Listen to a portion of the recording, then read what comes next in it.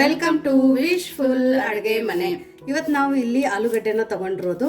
But ಇಷ್ಟೆಲ್ಲ ಆಲೂಗಡ್ಡೆ ನಾವು ಬಳಸ್ತಾ ಇಲ್ಲ. ಇದರಲ್ಲಿ ಬರೀ 2 ಆಲೂಗಡ್ಡೆನ ತಗೊಂಡು ಆಶಾ ಈ ತರ ಸಿಪ್ಪೆನ ತೆಗೆದು ಇದ್ರ ಜೊತೆ ಬನ್ಸಿ ರವೆನ ಸೇರಿಸಿ ಒಂದು ಹೊಸ ರೆಸಿಪಿನ ಟ್ರೈ ಮಾಡೋಣ. ಯಾರೂ ಬೇಡ ಅನ್ನಲ್ಲ, ಅಷ್ಟು ಚೆನ್ನಾಗಿ ಬರುತ್ತೆ. ನಿಮ್ಗೆ ಯಾವಾಗ ಬೇಕು ಅವಾಗ ಮಾಡ್ಕೊಂಡು ತಿನ್ಬೋದು. ಸೊ ಇವಾಗ ನೋಡಿ ಇಲ್ಲಿ ಆಲೂಗಡ್ಡೆನ ಸಿಪ್ಪೆ ತಕೊಂಡಿದೀವಿ. ಇದೇ ತರ 2 ಆಲೂಗಡ್ಡೆದು ನಾವು ಸಿಪ್ಪೆನ ತಕ್ಕೊಳ್ಳೋಣ. ನೋಡಿ ಆಲೂಗಡ್ಡೆನ ಸಿಪ್ಪೆ ತಕೊಂಡು ಬಂದಿದ್ದೀವಿ. ನೋಡಿ ಇವಾಗ ಈ ಥರ ಕಟ್ ಮಾಡ್ಕೊಬೇಕು. ಆಲೂಗಡ್ಡೆನ ಸ್ವಲ್ಪ ದಪ್ಪ ದಪ್ಪದಲ್ಲಿನೇ ಕಟ್ ಮಾಡ್ಕೊಳ್ಳೋಣ. ನೋಡಿ ಆಲೂಗಡ್ಡೆನ ಈ ಸೈಜಲ್ಲಿ ನಾನು ಕಟ್ ಮಾಡ್ಕೊಂಡು ಬಂದಿದ್ದೀನಿ. ಸೊ ಇವಾಗ ಕಟ್ ಮಾಡಿರೋದು ಈ ಆಲೂಗಡ್ಡೆನ ಆಶಾ ನಾವು ಮಿಕ್ಸಿ ಜಾರಲ್ಲಿ ಹಾಕೊಳ್ಳೋಣ. ನೋಡಿ ಎಲ್ಲ ಆಲೂಗಡ್ಡೆನೂ ಮಿಕ್ಸಿ ಜಾರ್ ಒಳಗಡೆ ಸೇರಿಸ್ಕೊಂಡಿದ್ದೀನಿ.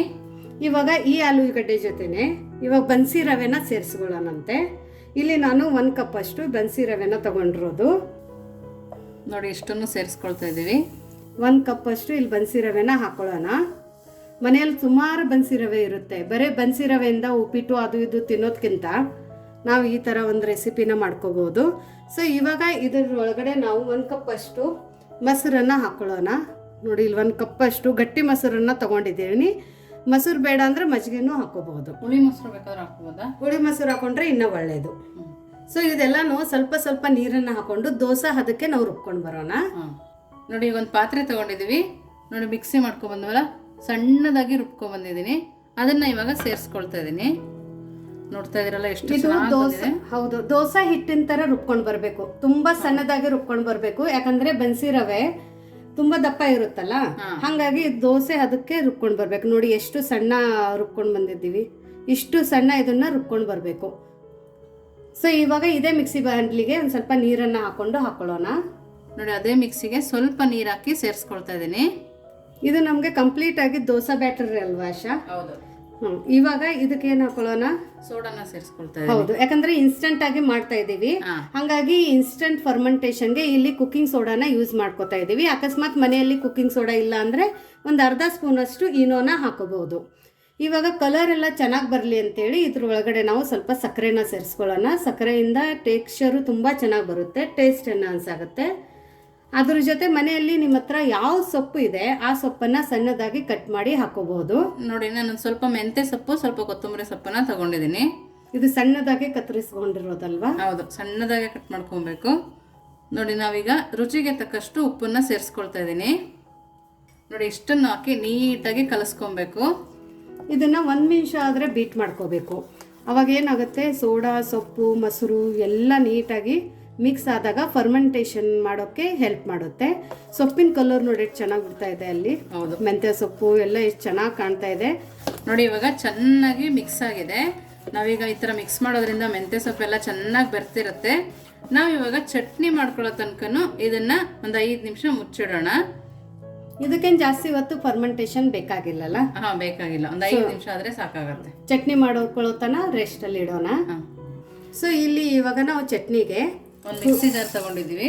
ಅದ್ರೊಳಗಡೆ ಹುರ್ಗಡ್ಲೆನ ಹಾಕೊಳ್ಳೋಣ.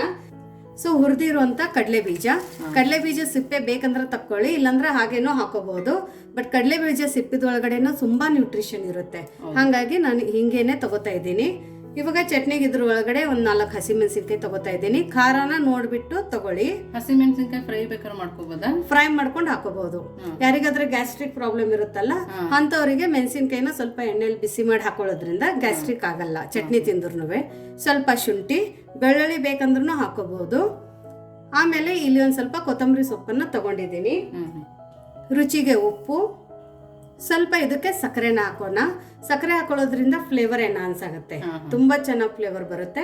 ಸ್ವಲ್ಪ ಸ್ವಲ್ಪ ನೀರನ್ನ ಹಾಕೊಂಡು ನಾರ್ಮಲ್ ಆಗಿ ನೀವು ಮನೇಲಿ ಚಟ್ನಿನ ಹೇಗೆ ರುಬ್ಕೋತೀರಾ ಅದೇ ತರ ರುಬ್ಕೊಂಡು ಬರೋಣ. ನೋಡಿ ಇವಾಗ ಚಟ್ನಿನ ಸಣ್ಣದಾಗಿ ರುಬ್ಕೊಂಡ್ ಬಂದಿದ್ದೀನಿ. ಇದಕ್ಕೆ ನಾವೀಗ ಒಗ್ಗರಣೆ ಹಾಕೊಳ್ಳೋಣ. ಈ ಒಗ್ಗರಣೆಗೆ ಎಣ್ಣೆ, ಜೀರಿಗೆ, ಸಾಸಿವೆ, ಹಿಂಗು, ಒಣಮೆಣಸಿನ್ಕಾಯಿ ಅಷ್ಟೇ ಹಾಕೊಂಡಿರೋದು.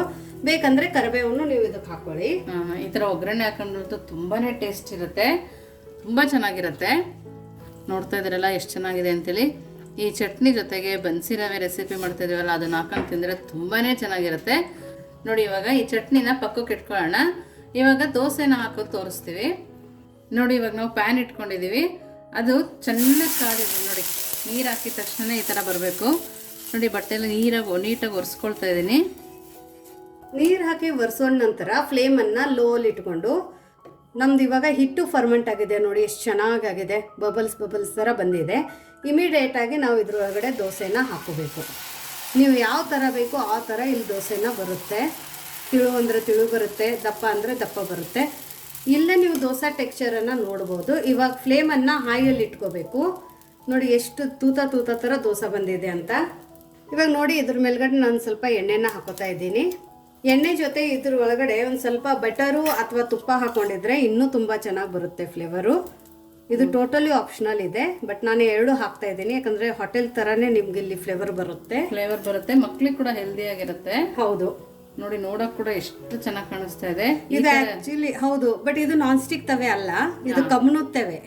ಸೊ ಕಬ್ಬಿಣದ ತವೆ ಒಳಗಡೆನೆ ದೋಸೆ ನೋಡಿ ಇವಾಗ್ಲೇನೆ ಎಡ್ಜಸ್ ಎಲ್ಲ ಬಿಟ್ಕೋತಾ ಇದೆ, ಅಷ್ಟು ಚೆನ್ನಾಗಿ ಬಂದಿದೆ. ನೋಡಿ ಇವಾಗ ಬೆಂದಿದೆ, ಇನ್ನೊಂದು ಸೈಡ್ ಹಾಕೊಳ್ತಾ ಇದ್ದೀನಿ. ನೋಡಿ ಎಷ್ಟು ಚೆನ್ನಾಗಿ ಬಂದಿದೆ. ನೋಡಿ ಇವಾಗ ದೋಸೆನ ತಕ್ಕೊಳ್ತಾ ಇದ್ದೀನಿ ನಾನು. ನೋಡಿ ಇನ್ನೊಂದು ದೋಸೆನ ಹಾಕೋದನ್ನು ತೋರಿಸ್ತಾ ಇದ್ದೀನಿ. ಈ ಥರ ನೀಟಾಗಿ ಇದನ್ನು ಸ್ಪ್ರೆಡ್ ಮಾಡ್ಕೋಬೇಕು. ನೋಡಿ ನಾನು ಇದು ತುಂಬ ತಿಳುವಾಗಿ ಹಾಕ್ತಾ ಇದ್ದೀನಿ. ಇವಾಗ ಫ್ಲೇಮನ್ನು ಹಾಯಲ್ಲಿ ಇಟ್ಕೊಳ್ಳೋಣ. ಇವಾಗ ಇದಕ್ಕೊಂದು ಸ್ವಲ್ಪ ಎಣ್ಣೆ ಹಾಕೋತಾ ಇದ್ದೀನಿ. ಎಣ್ಣೆ ಬೇಕೇ ಅಂತ ಏನಿಲ್ಲ, ನೀವು ಟೋಟಲಿ ಆಯಿಲ್ ಫ್ರೀ ಮಾಡಬೇಕಂದ್ರೆ ಎಣ್ಣೆ ತುಪ್ಪ ಏನೂ ಬಳಸಬೇಡಿ, ಹಾಗೆಯೇ ಮಾಡ್ಕೊಳ್ಳಿ. ಇವಾಗ ಒಂದು ಸ್ವಲ್ಪ ತುಪ್ಪ ಹಾಕೋತಾ ಇದ್ದೀನಿ. ಇದನ್ನು ನಾವು ಚೆನ್ನಾಗಿ ರೋಸ್ಟ್ ಮಾಡ್ಕೊಳ್ಳೋಣ. ನೋಡಿ ಇವಾಗ ಬೆಂದಿದೆ, ಇನ್ನೊಂದು ಸೈಡ್ ಹಾಕೊಳ್ತಾ ಇದ್ದೀನಿ. ನೋಡಿ ಎಷ್ಟು ಚೆನ್ನಾಗಿ ಬಂದಿದೆ. ನೋಡಿ ಇವಾಗ ದೋಸೆನ ತಕ್ಕೊಳ್ತಾ ಇದ್ದೀನಿ ನಾನು. ನೋಡಿ ಇಲ್ಲಿ ನಾವು ಮಾಡ್ಕೊಂಡಿರೋಂಥ ಗಟ್ಟಿ ಚಟ್ನಿನ ಇದ್ರ ಜೊತೆ ದೋಸೆ ಜೊತೆ ಸರ್ವ್ ಮಾಡೋಣ. ಚಟ್ನಿ ಘಮ ಅಂತೂ ತುಂಬ ಚೆನ್ನಾಗಿ ಬರ್ತಾ ಇದೆ. ಟೆಕ್ಸ್ಚರ್ ಮೇಲೆ ನಿಮ್ಗೆ ಗೊತ್ತಾಗುತ್ತೆ. ದೋಸೆ ಕೂಡ ರೆಡಿ ಇದೆ. ನೋಡಿ ದೋಸೆ ತೋರಿಸ್ತೀನಿ ಎಷ್ಟು ಚೆನ್ನಾಗಿ ಬಂದಿದೆ ಅಂತ. ನೋಡಿ ಎಷ್ಟು ಚೆನ್ನಾಗಿ ಬಂದಿದೆ ತೂತ ಆಗಿ. ಯಾರು ಹೇಳೋದೇ ಇಲ್ಲ ಇದು ಹಸಿ ಆಲೂಗಡ್ಡೆ ಮತ್ತು ಬನ್ಸಿ ರವೆಯಿಂದ ಇನ್ಸ್ಟೆಂಟಾಗಿ ಮಾಡಿಕೊಂಡಿರುವಂಥ ದೋಸೆ ಅಂತ. ತುಂಬ ಹೆಲ್ದಿ ದೋಸೆ ಇದೆ, ಕೈಯಲ್ಲಿನೂ ಅಷ್ಟೇ ಸಾಫ್ಟ್ ಆಗಿದೆ. ಕ್ರಿಸ್ಪಿ ಬೇಕಂದರೆ ಕ್ರಿಸ್ಪಿನೂ ಆಗುತ್ತೆ. ನೋಡಿ ಈ ಥರ ಚಟ್ನಿ ಹಚ್ಕೊಂಡು ತಿಂದರೆ ಹೇಗಿರುತ್ತೆ ಅಂತ ಕಮೆಂಟ್ ಮೂಲಕ ಹೇಳಿ. ದೋಸೆ ಟೆಕ್ಸ್ಚರು ಚಟ್ನಿ ಟೆಕ್ಸ್ಚರ್ ನೋಡಿದ್ರೇ ನಿಮ್ಗೆ ಗೊತ್ತಾಗುತ್ತೆ ಈ ರೆಸಿಪಿ ಹೇಗಾಗಿದೆ ಅಂತ. ನೀವು ಒಂದು ಸರ್ತಿ ಡೆಫಿನೆಟಾಗಿ ಈ ರೆಸಿಪಿನ ಟ್ರೈ ಮಾಡಿ. ಕಡಿಮೆ ಇಂಗ್ರೀಡಿಯೆಂಟ್ಸಲ್ಲಿ ಮತ್ತು ಮನೆಯಲ್ಲಿ ಇರುವಂಥ ಇಂಗ್ರೀಡಿಯೆಂಟ್ಸಿಂದನೇ ನಾವು ಈ ಥರ ಒಂದು ರೆಸಿಪಿನ ಮಾಡ್ಬೋದು. ನಿಮಗೆ ಈ ರೆಸಿಪಿ ಹೇಗೆ ಅನ್ನಿಸ್ತೆ ಅಂತ ಕಮೆಂಟ್ ಮೂಲಕ ತಿಳಿಸೋದನ್ನು ಮರಿಬೇಡಿ. ಇನ್ನೂ ನಮ್ಮ ಚಾನಲ್ನ ಲೈಕ್ ಮಾಡಿಲ್ಲ ಅಂದರೆ ಲೈಕ್ ಮಾಡಿ, ಶೇರ್ ಮಾಡಿ, ಜಾಸ್ತಿ ಸಬ್ಸ್ಕ್ರೈಬ್ ಮಾಡಿ. Thank you.